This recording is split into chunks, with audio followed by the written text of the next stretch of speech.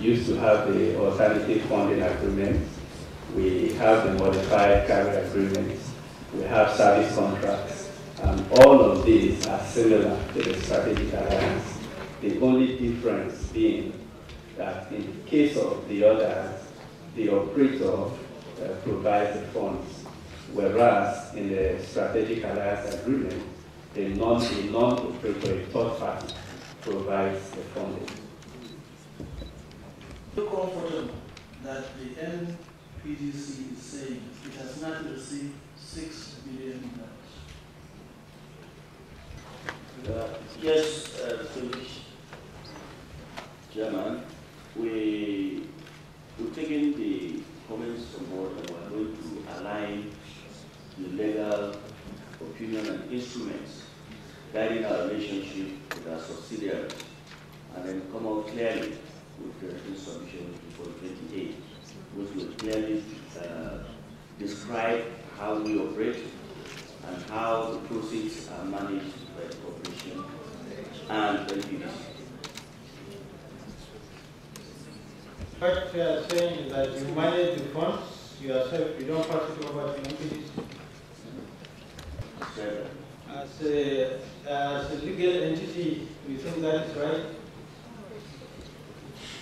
Well, that is how it's structured, and that's how it's operated. Well, we will make our own judgment as to whether it is right or not. I was just trying to so that we don't duplicate some of our efforts.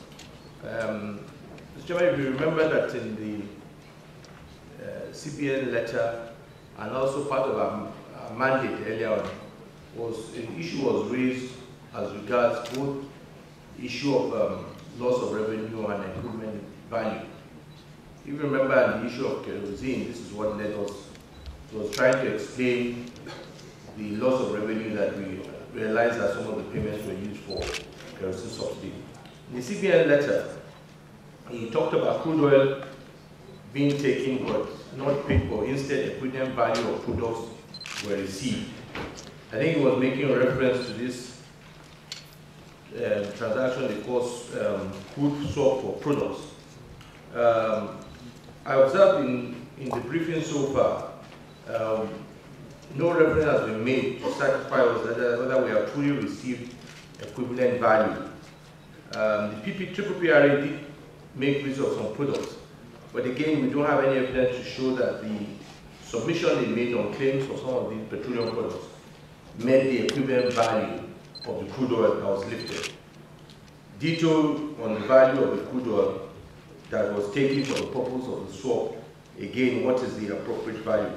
So what I think also, so that because I know that in the same committee we have this reference, is whether NNPC can provide for us the value of these crude oil under these transactions, ditto the petroleum products that PPPRA has satisfied as coming out of the swap transaction, and at the same time the agreements to support it, so that again we don't need to call the Attorney General back again. He can also make a comment on those agreements to ensure that they satisfy some of our requests, because I know this will come out later under some of the brief we've been given by the Senate, that this might be an opportunity for the NNPC to shed more light on this. If they're not ready, then they can just submit the documents that are required for us to review, so that we don't go back and forth.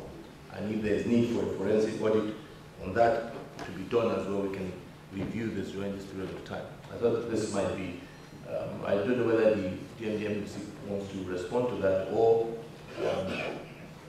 request that some of this information will be submitted to us, and then we can look at it and ask the necessary questions at that time. We'll go back and check whether they were part of what we submitted last week, and if they are not, then we'll be guided by the committee. So that we don't lose track of what you have said. Distinguished Senator, if you can... Yeah, what I'm saying... Just a moment. Yeah. What I wanted to say is that since I'm going back to check, I don't want just to leave it at that. You know what you said. If you can draft a letter on behalf of the committee raising these issues, I have a question for what? Then I will sign that letter as a follow-up, so that as they go back to do that, they have a clear understanding of what the questions were and what we are requiring from them.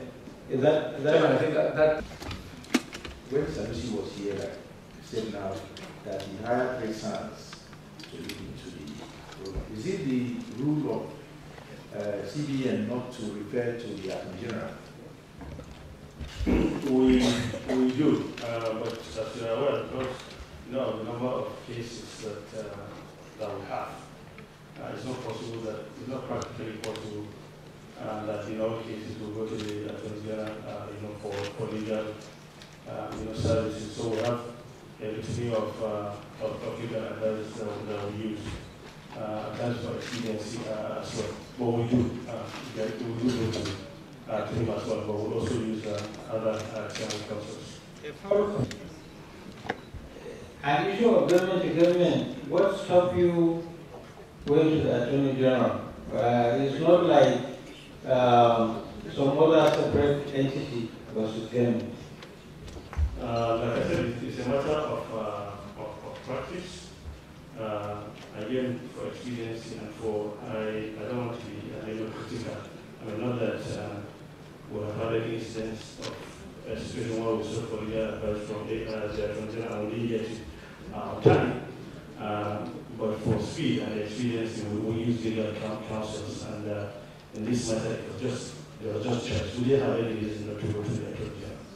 Where they are confronted with an issue, government to government, the Attorney General's position differs with a private legal opinion. What do you do?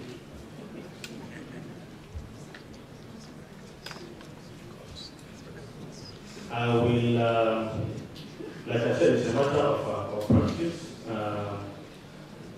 I think the point is not that we will use both. Government.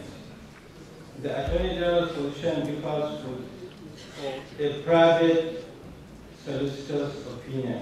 What would the position of the central bank be? Not me.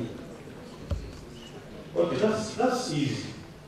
We would, as is being done today, we would approach the Attorney General with the views of our counsel, and in all instances, if you do that, the Attorney General will solve it. I mean, because that's the government's legal advice. It seems you people really want to. You can tell us the right, you don't know. But we don't want you believe. If you believe, you have to tell us what it is. If you don't know, you have to tell us you don't know. The NNPC want similar information as to what, in their own opinion, out of that 6 billion belongs to Federation account. And if it has been remitted, we want evidence that it has been remitted to the Federation account accordingly. The NPDC, we want a written submission on how much they have received to fund whatever for the period under consideration. That is January 2012 to July 2013. Equally, NNPC, because of the difference in position we have had from NNPC and NPDC, NNPC on their own, independent of NPDC, will make a detailed submission on the 6 billion. That's what you have told us, right? We also are going to receive from you details on the 2 billion third-party financing. And the details include identity, how much for each, and evidence that such was remitted or paid to them, and where we are. Now, since you have all agreed to submit all of these, latest by March 28th. Sorry. Thank you very much. By February 28th, we are going to adjourn this to March 6, 2014 at 10 a.m. And it is our sincere hope that all addresses will be completed, because the meeting is adjourned to March 6, 2014, 7 a.m.